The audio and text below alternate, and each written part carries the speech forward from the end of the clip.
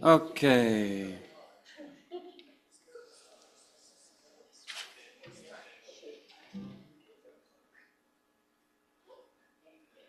Happy Sunday. We get to hear from the one and only Eileen Wiard today. And we're going to start off with number 7 in the book, Be Not Afraid.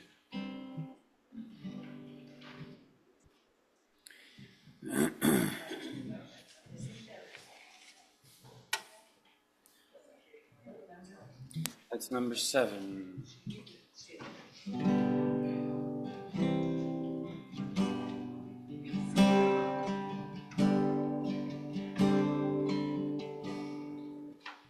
You shall cross the barren desert, but you shall not die of thirst. You shall wander far in safety, though you do not know the way. You shall speak your words in foreign lands, and all will understand. You shall see the face of God and live. Be not afraid. I go before you always. Come follow me, and I will give you rest.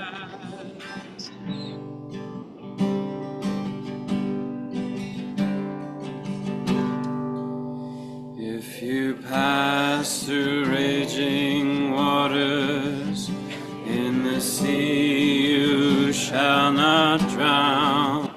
If you walk amid the burning flames, you shall not be harmed. If you stand before the power of hell, and death is at your side, know that I am with you through it all. Be not afraid.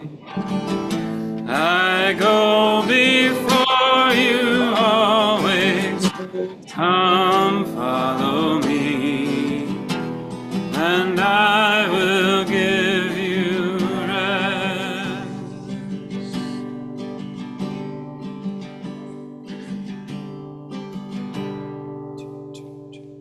Blessed are your poor, for the kingdom shall be theirs.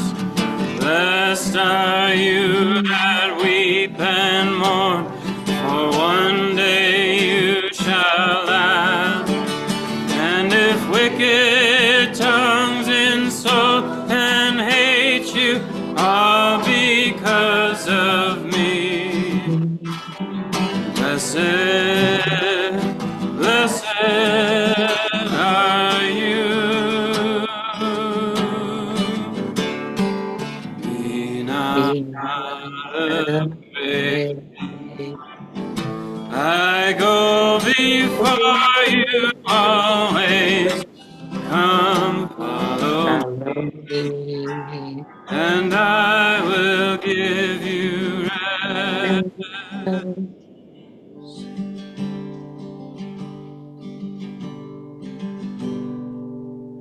That's it, right?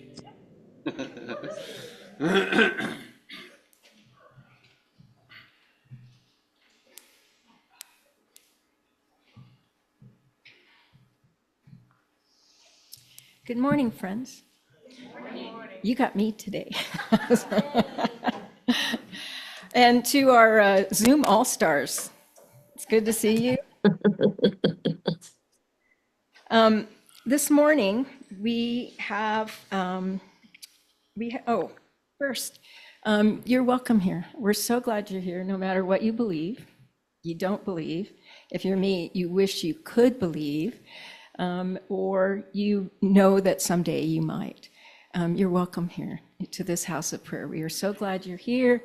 And after service next door, we will have some coffee and treats to come in and fellowship with us. Announcements. One at a time here. Donna.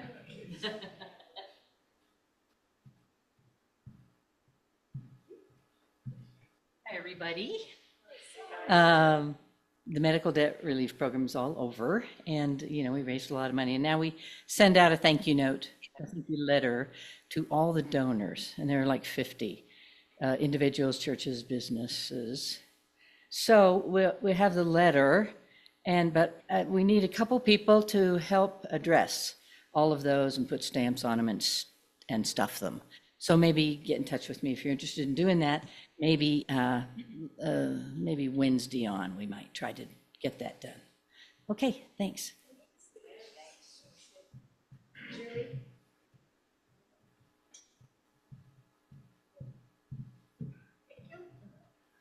I'm so excited. This year, the Southwest Conference is having their annual meeting in Albuquerque. Now, because we're such a big conference, a lot of times, for years we were doing it on Zoom once COVID hit. And I think Liana and I have been to, I've been to every conference meeting on Zoom. She actually attended last year when it was down in El Paso. So, because it's so close, I'm definitely going. And I want to invite anyone else who's interested in being a delegate from this church, because we are, Liana and I go, and Liana and I have a vote, but we're allowed 2 lay delegates to these meetings. Helen's already agreed to go with me. She's on council, and she's going to be a delegate. But I wanted to open it up in case someone else wants to go with us, because we're allowed 2 delegates.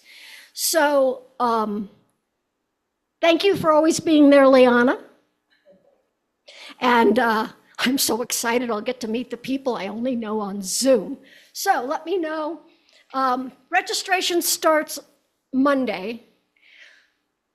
And the meetings, did I tell you, May 1st, 2nd, and 3rd. So.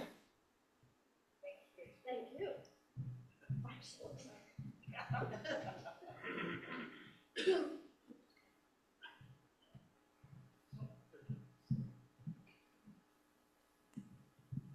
Okay, this is an update on Taos Immigrant Allies, who we kind of partner with. Been very busy distributing information to immigrants and educating them about what they can do. And they're also planning an event later, and I don't remember the date, but it's going to be a TCA where they're going to show some movies. One of them was Dignity, Not Detention, but I think it's grown to another movie now, but you get the idea. Anyway, among the things that they're doing is giving people information on these yellow sheets, basically know your rights, some QR codes that give them access to quick information, and also for like how to protect your possibly undocumented employees to different businesses in town. And it tells them, because there's a difference between private space and public space where people can enter. And if you have private space, hey, sorry, you can't go in there. So good place for employees, for employees to be. Also, and I'm showing you this because in case you want any of these pieces of information, particularly these 2, I have some in the back if you know people in the community. There are actually many, many immigrants in the community, and the majority are undocumented. These little red cards are very, very important. One side is Spanish, one side is in English. We're asking immigrants to carry them in their wallets and have them with them all the time. And basically what it tells them is how to protect themselves. If you're in your private space in your house, you don't need to open your door. You don't have to say a thing. And You put the card under the door, and the backside's in English, and it explains to them that they're basically, based on their constitutional right, they don't have to do these things. And actually, ICE typically carries a form that isn't signed by a judge, so it really doesn't have much validity. However, if they catch you outside in a public space, too bad. If you're in a private space, it's only a judge-signed warrant that means anything. So anyway, if anybody knows people that I've been distributing these, and we've been taking them to businesses, to restaurants, etc. I have a supply that we ordered with our church's name because only nonprofits could do it. Did you put some in the pantry? No, but we can. Good idea. Any other announcements?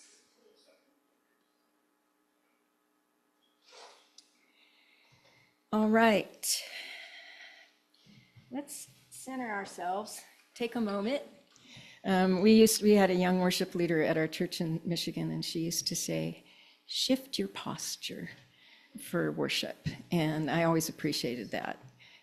That could mean for some people to get up and dance, you know. But here, let's just you can dance if you want, but just take a deep breath and let's center ourselves.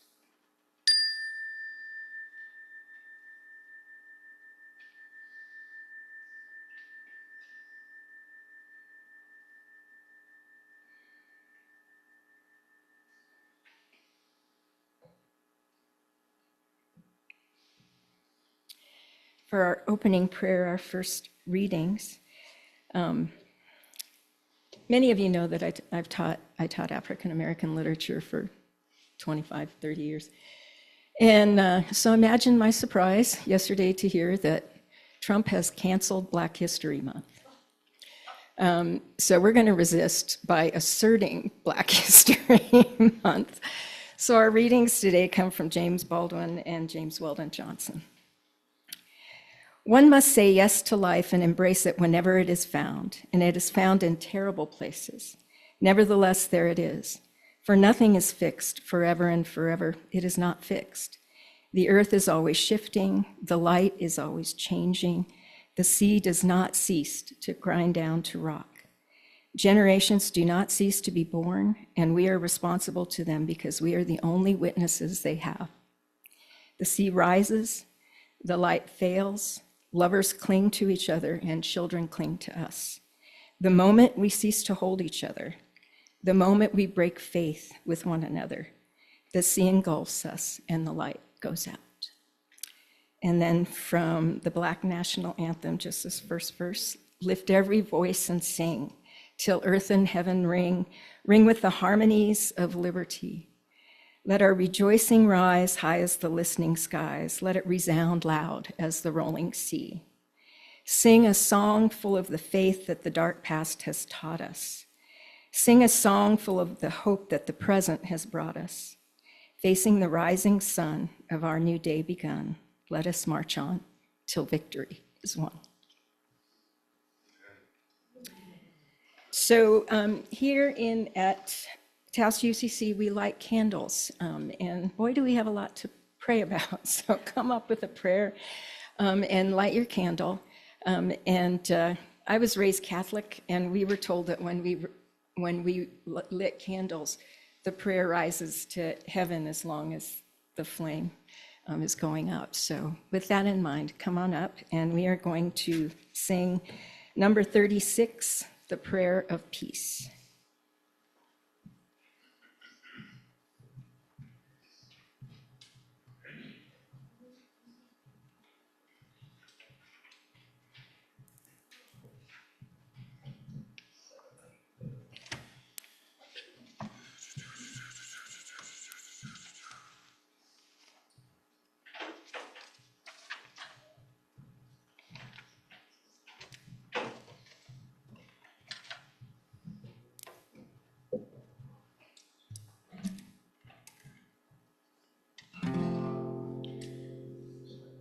Peace before us, peace behind us, peace on Peace within us, peace over us, let all around us be peace.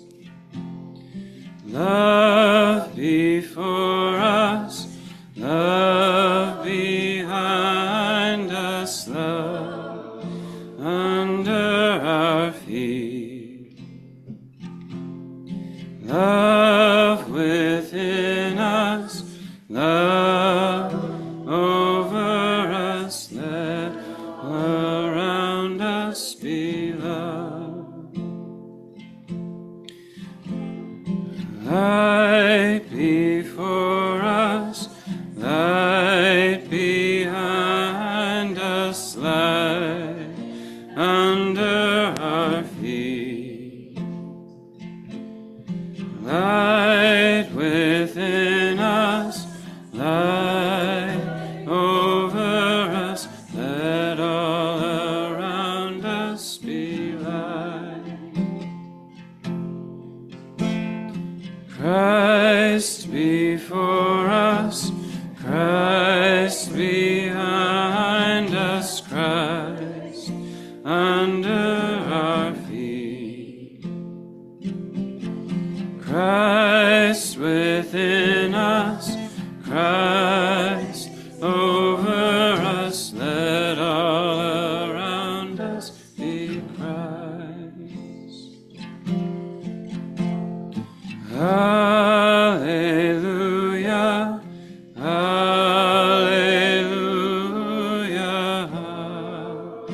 hallelujah.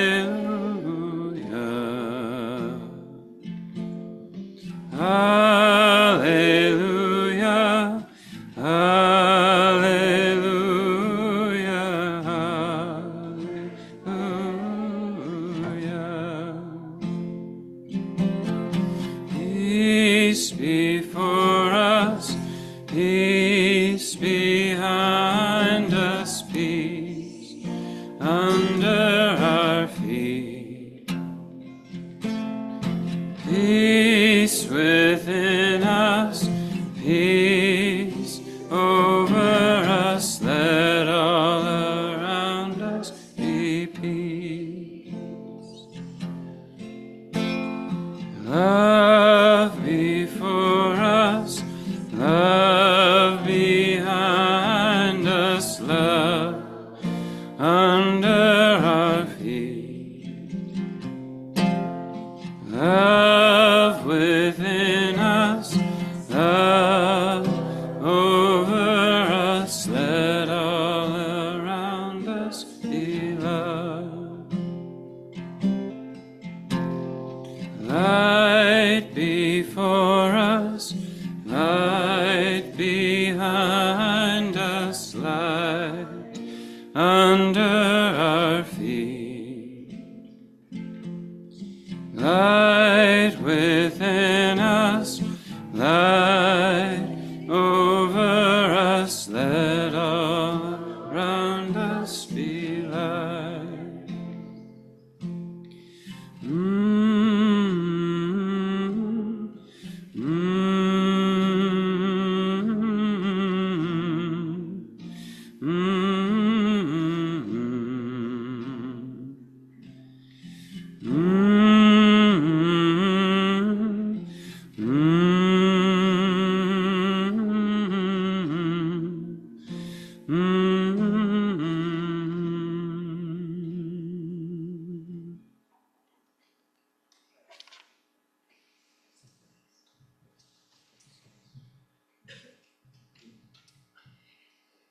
Lee and Scott are going to give us our readings today, so come on up.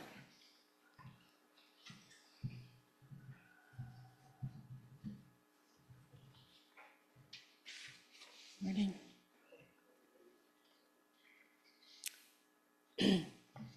So I have to explain where I got this sweater because everyone wants to know. Because it's so beautiful. So I was teaching middle school in one of my other lives. On the last day of school, I walked by the lost and found box, and this gorgeous sweater was in the box. And I just thought, some loving grandmother probably knit that for their child, and their child lost it, threw it on the floor, whatever. And so guess what? I nabbed it.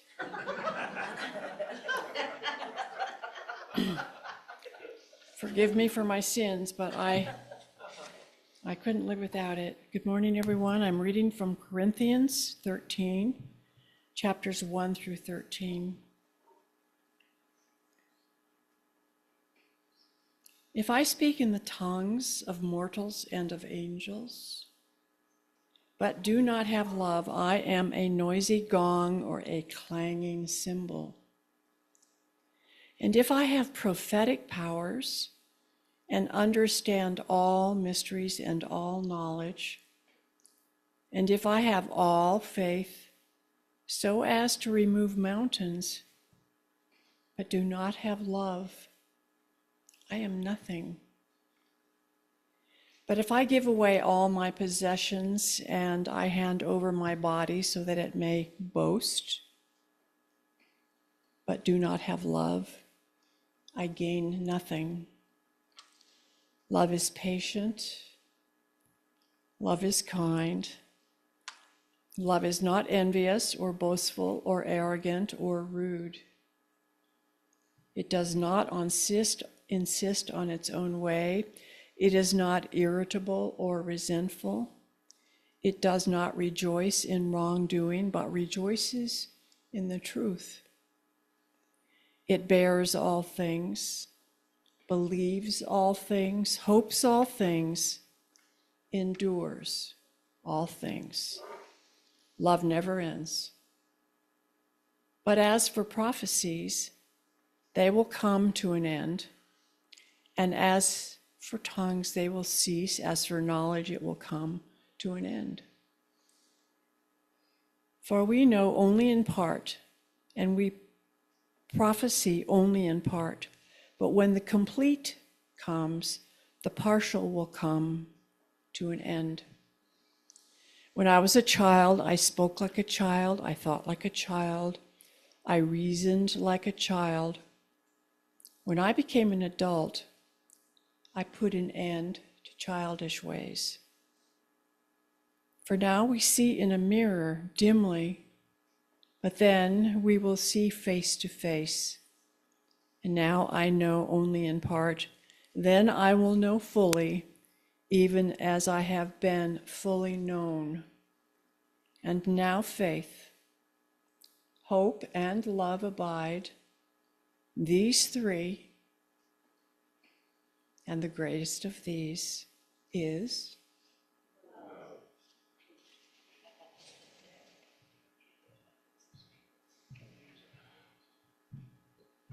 I feel like we should just sit with that for a moment. And so we will. Ponder. The greatest of these is love.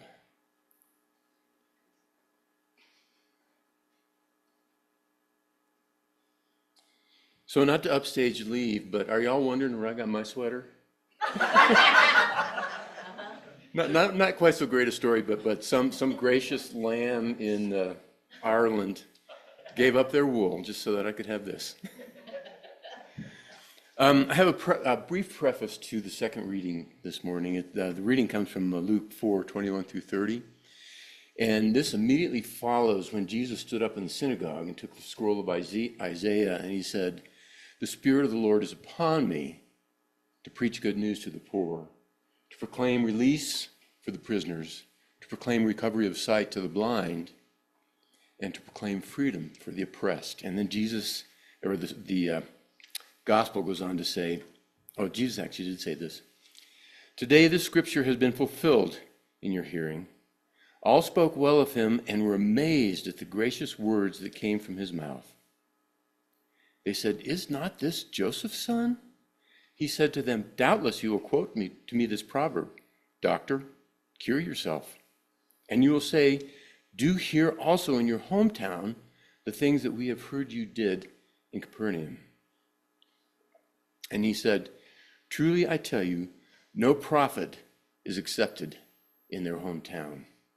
But the truth is, there were many widows in Israel in the time of Elijah, when the heaven was shut up for 3.5 years, and there was a severe famine over all the land. That Elijah was sent to none of them, except to the widow at Zarephath in Sidon. There were also many lepers in Israel in the time of the prophet Elijah, and none of them was cleansed except Naaman the Syrian. And when they heard this, all in the synagogue were filled with rage. That boggles my mind. They got up, drove him out of town, and led him to the brow of the hill on which their town was built, so that they might hurl him off the cliff. But he passed through the midst of them and went on his way. The word of the Lord.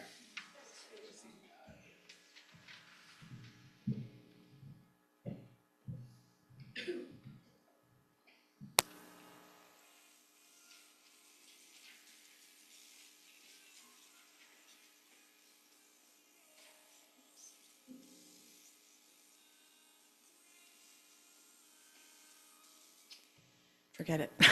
Hi, everybody.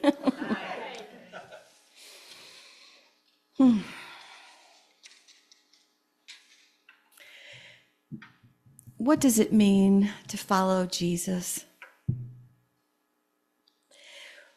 We are inundated with news of so much suffering.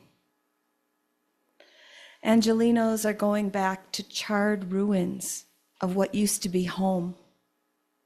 It will take years and years to rebuild. Our government is deporting hundreds of undocumented immigrants every day, planning to house them in Guantanamo Bay, where up to 30,000 beds can be used. Really? Right now, ICE agents are piling them up on military aircraft. They can't go home again because we're sending them away against their will, pretending they're all criminals and knowing half of them have only committed the crime of trying to stay alive. Israeli hostages are being freed a few at a time. We see their reunions with loved ones.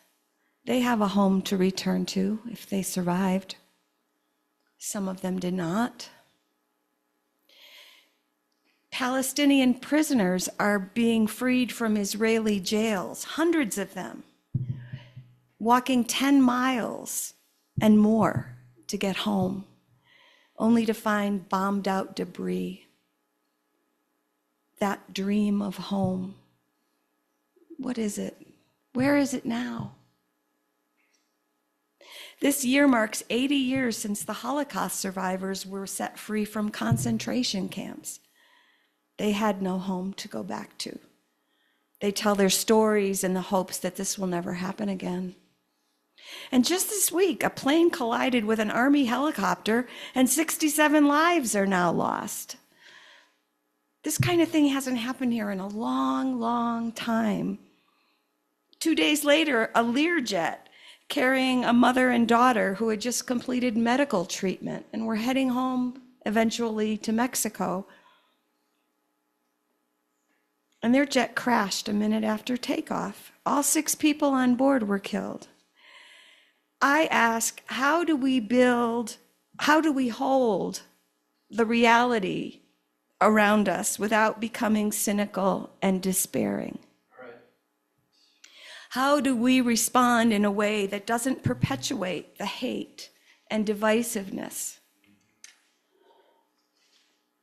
Paul's message in Corinthians is clear.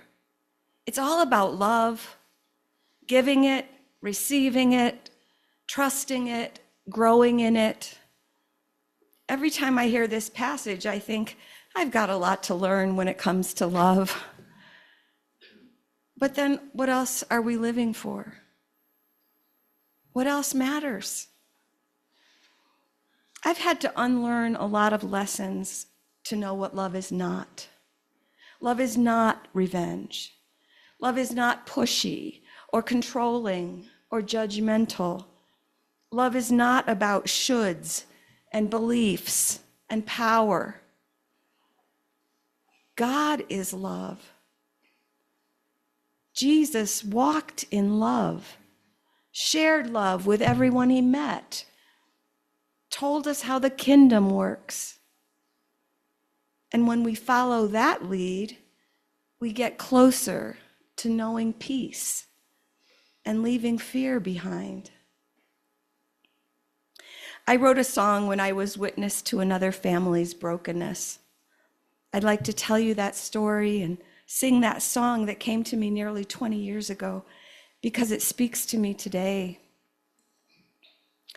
There once lived a daughter who had a dream of her own, a dream not many daughters had in the small town she grew up in.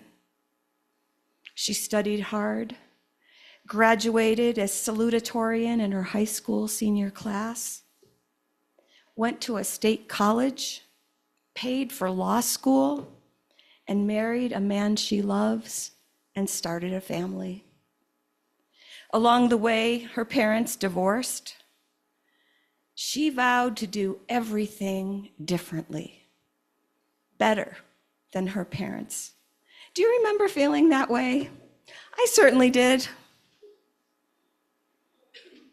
When her first daughter was born, she was the best parent she could be, controlling as much as she could, being supportive of her children in ways her parents were not.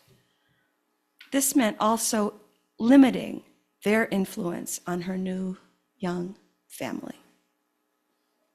It was at this point that I wrote this song. It's from the point of view of the new baby, the first baby. And I think it's also the voice of Spirit. I'm just going to sing it a cappella.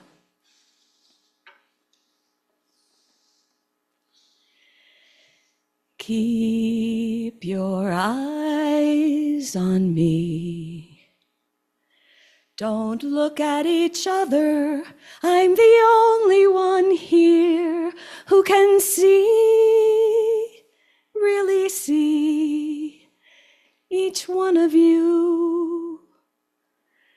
So keep your eyes on me.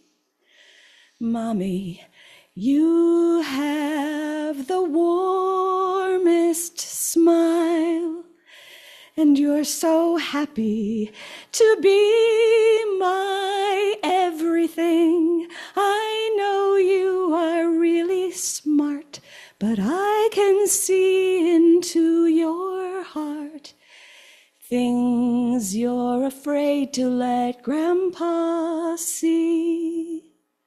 Just keep your eyes on me.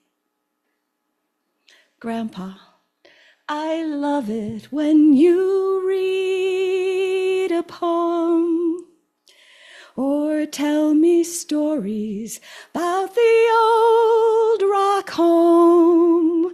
I love how you make me laugh and treasure every photograph. And I know you're afraid to see the dad my mommy remembers you to be. Oh, I don't care what might have been a long, long time ago. I need you to love each other and watch me grow. Keep your eyes on me till you see the love you both have for me, till your fear is smaller and your hearts are free to look at each other the way you look at me. Oh, keep your eyes on me. Don't look at each other. I'm the only one here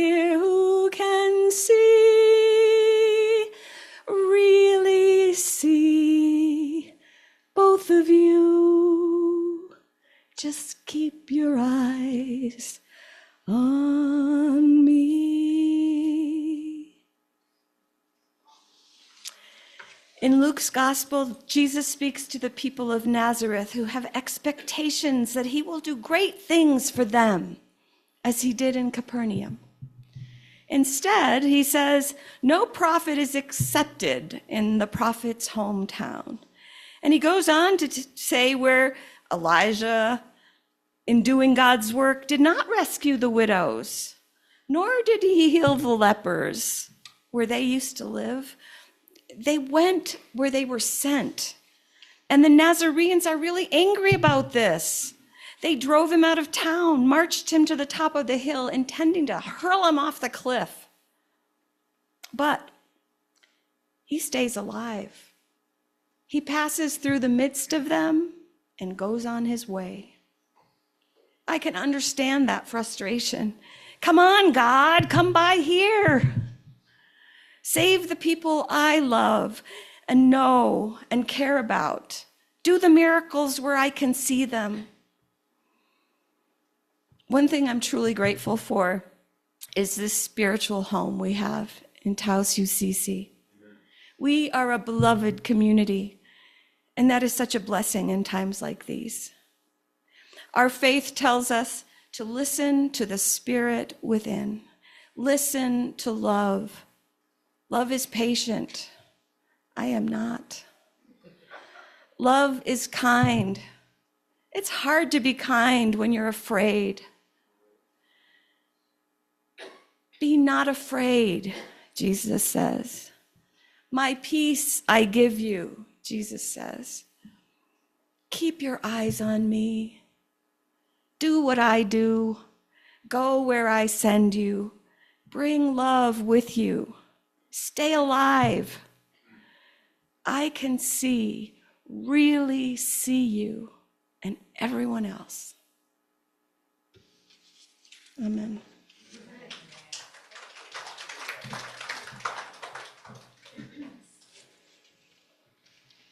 So we're going to take a couple minutes of meditation, and then Michael will bring us out with song.